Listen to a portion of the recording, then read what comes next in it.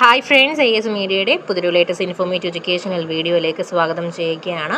കേരള സർവകലാശാല PG അഡ്മിഷനുമായി 2024-25 അധ്യയന വർഷത്തിൽ അഡ്മിഷനുമായി റിലേറ്റ് ചെയ്തിട്ട് ഫസ്റ്റ് അലോട്ട്മെൻറ്റ് 23-ാം തീയതി പബ്ലിഷ് ചെയ്തിട്ടുണ്ടായിരുന്നു. അതായത് ഇന്നലെ പബ്ലിഷ് ചെയ്തിട്ടുണ്ടായിരുന്നു.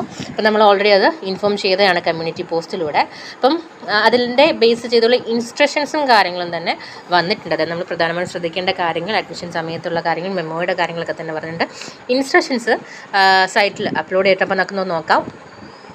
ഒന്നാം ഘട്ട അലോട്ട്മെൻറ്റ് പരിശോധിക്കുന്നതിനായിട്ട് നിങ്ങളുടെ ലോഗിൻ പാസ്വേഡും ഉപയോഗിച്ച് ലോഗിൻ ചെയ്യുക. അലോട്ട്മെൻറ്റ് ലഭിച്ചവർ നിശ്ചിത സർവകലാശാല ഫീ, അത് ഏറ്റവും ഇമ്പോർട്ടൻ്റ് ആയിട്ടുള്ള കാര്യമാണ്. യൂണിവേഴ്സിറ്റി അഡ്മിഷൻ ഫീ കറക്റ്റായിട്ട് അടയ്ക്കുക. അതായത് അഡ്മിഷൻ ലഭിച്ച അലോട്ടഡ് ആയിട്ടുള്ള എല്ലാ വിദ്യാർത്ഥികളും യൂണിവേഴ്സിറ്റി അഡ്മിഷൻ ഫീ മസ്റ്റായിട്ട് അടയ്ക്കെങ്കിൽ മാത്രമേ നിങ്ങൾക്ക് ഒരുപക്ഷെ ഇപ്പം വന്നിട്ടുള്ള കോളേജ് നിങ്ങൾക്ക് താല്പര്യമുണ്ടെങ്കിലും ഇല്ലെങ്കിലും നെക്സ്റ്റ് അലോട്ട്മെൻറ്റിലേക്ക് പരിഗണിക്കുന്നുണ്ടെങ്കിൽ ആ ഒരു യൂണിവേഴ്സിറ്റി അഡ്മിഷൻ ഫീ അടയ്ക്കേണ്ടതായിട്ടുണ്ട്.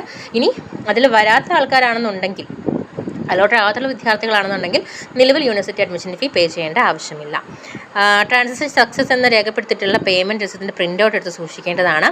ലഭിച്ച ഓൺലൈനായി ഫീസ് അടച്ച അപേക്ഷകർ അവരവരുടെ പ്രൊഫൈലിൽ ലോഗിൻ ചെയ്ത ശേഷം അലോട്ട്മെൻറ്റ് മെമ്മോയുടെ പ്രിൻ്റ് ഔട്ട് എടുക്കേണ്ടതാണ്. അലോട്ട്മെൻറ്റ് ലഭിച്ച കോളേജ്, കോഴ്സ് കാറ്റഗറി, അഡ്മിഷൻ തീയതി എന്നിവ അലോട്ട്മെൻറ്റ് മെമ്മോയിൽ ലഭ്യമാക്കിയിട്ടുണ്ട്.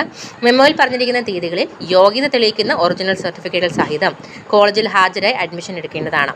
ഏതെങ്കിലും കാരണത്താൽ നിശ്ചിത തീയതിക്കോ സമയത്തിനുള്ളിലോ കോളേജിൽ ഹാജരാക്കാൻ സാധിക്കാത്തവർ അതാത് കോളേജിലെ പ്രിൻസിപ്പളുമായി ബന്ധപ്പെടേണ്ടതാണ്. അലോട്ട്മെൻറ്റ് ലഭിച്ച അപേക്ഷകർ അവർക്ക് ലഭിച്ച സീറ്റിൽ തൃപ്തരല്ല എങ്കിൽ പോലും തുടർന്നുള്ള അലോട്ട്മെൻറ്റുകൾ പരിഗണിക്കപ്പെടുന്നതിലേക്കായി സർവകലാശാല ഫീസ് അടയ്ക്കേണ്ടതും കോളേജുകളിൽ സ്ഥിര താൽക്കാലിക പ്രവേശനം നേടേണ്ടതുമാണ്. കോളേജ് പ്രവേശനം നേടുന്ന അപേക്ഷകരുടെ അലോട്ട്മെൻറ്റ് റദ്ദാക്കുന്നതും അവരെ തുടർന്ന് വരുന്ന രണ്ടാം ഘട്ട അലോട്ട്മെൻറ്റിൽ പരിഗണിക്കുന്നതുമായിരിക്കില്ല. ലഭിച്ച അലോട്ട്മെൻറ്റിൽ തൃപ്തരായ വിദ്യാർത്ഥികൾ കോളേജിൽ ഹാജരായ നിശ്ചിത ഫീസ് അടച്ച് സ്ഥിര അഡ്മിഷൻ, പെർമനൻറ്റ് അഡ്മിഷൻ എടുത്ത് ഹയർ ഓപ്ഷനുകൾ, അതായത് അലോട്ട്മെൻറ്റ് കിട്ടിയ ഓപ്ഷൻ മുകളിലെ ജൂലൈ 26 മുമ്പായിട്ട് നീക്കം ചെയ്യേണ്ടതാണ്. താൽക്കാലിക അഡ്മിഷനെ പറ്റിയിട്ടാണെന്നുണ്ടെങ്കിൽ ഇനി അലോട്ട്മെൻറ്റ് ലഭിച്ച വിദ്യാർത്ഥികൾക്ക് യൂണിവേഴ്സിറ്റി അഡ്മിഷൻ ഫീസ് അടച്ച് രസീത്, ഒറിജിനൽ സർട്ടിഫിക്കറ്റ് എന്നിവ കോളേജിൽ സമർപ്പിച്ച് താൽക്കാലിക അഡ്മിഷൻ എടുക്കാവുന്നതാണ്. താൽക്കാലിക അഡ്മിഷൻ എടുക്കുന്ന വിദ്യാർത്ഥി മറ്റ് ഫീസുകളൊന്നും തന്നെ ഈ ഘട്ടത്തിൽ കോളേജിൽ അടയ്ക്കേണ്ടതില്ല. എന്നാൽ എല്ലാ സർട്ടിഫിക്കറ്റുകളുടെയും ഒറിജിനൽ സമർപ്പിക്കേണ്ടതാണ്, ഇൻക്ലൂഡിംഗ് TC. ഹയർ ഓപ്ഷനുകൾ നിലനിൽക്കുന്ന അപേക്ഷകരെ അടുത്ത അലോട്ട്മെൻറ്റിൽ പ്രസിദ്ധ ഓപ്ഷനുകളിലേക്ക് പരിഗണിക്കുന്നതും അപ്രകാരം ലഭിക്കുന്ന അലോട്ട്മെൻറ്റ് നിർബന്ധമായും സ്വീകരിക്കേണ്ടതാണെന്നുള്ള കാര്യം കൂടി യൂണിവേഴ്സിറ്റി അറിയിച്ചിട്ടുണ്ട്. അപ്പം ഇനി വരുന്ന അലോട്ട്മെൻറ്റ് എന്താണെന്നുള്ള കാര്യങ്ങളൊക്കെ വരും ദിവസങ്ങൾ നിങ്ങളിലേക്ക് എത്തിക്കുന്നതായിരിക്കും.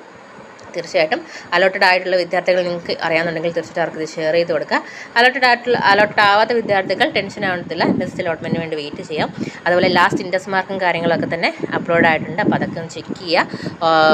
എന്തെങ്കിലും ചേഞ്ചസോ കാര്യങ്ങളൊക്കെ ആവശ്യമാണെന്നുണ്ടെങ്കിൽ അത് ഒന്ന് ചെക്ക് ചെയ്തോളാം. വീഡിയോ ഉപകാരപ്പെട്ടെന്ന് കരുതുന്നു. തീർച്ചയായിട്ടും കൂടുതൽ ഇൻഫോർമേഷൻസിന് വേണ്ടി സബ്സ്ക്രൈബ് ചെയ്യാൻ മറക്കരുത്. Thank you so much.